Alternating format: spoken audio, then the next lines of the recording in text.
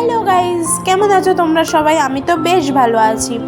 তো উইকেন্ডে এবার প্ল্যান ছিল থাইল্যান্ড যাওয়ার জন্য, কিন্তু আমাদের ডেট ছিল 26 তারিখ। তোমরা অলমোস্ট সবাই জানো যে 26 তারিখ রোমাল আসার কারণে প্রচুর ফ্লাইট ক্যান্সেল হয়ে গেছিলো। তার মধ্যে আমাদের ছিল অন্যতম। ক্যান্সেল বলতে একটু ডিলে হয়েছিল, নেক্সট মর্নিংয়ে ইভিনিংয়ের দিকে শিডিউলটা ছিল।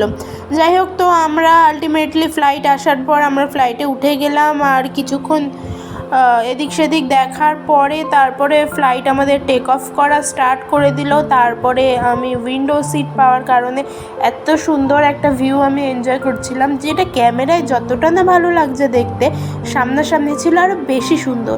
সমস্ত কিছু কুট্টি কুট্টি দেখা যাচ্ছিলো। আর আমার কাছে এক্সাইটমেন্ট একটু বেশি ছিল, কেন কি আমি ফার্স্ট টাইম ফ্লাইটে ট্রাভেল করছিলাম। আর তারপরেই আমাদের দিয়ে দিয়েছিল এখানে ডিনার বলতে পারি, কারণ 6টার সময় দিয়েছিল। আমি জানি না এটাকে ইভিনিং স্ন্যাক্স বলবো কিনা ডিনার। যাই হোক, একটা দিয়েছিল তোমার পরোটার কাইন্ড অফ কিছু, তারপরে এখানে ছিল রাইস, তার সাথে ছিল চিকেন, আর ওদিকে ছিল ফুলকপির একটা তরকারি।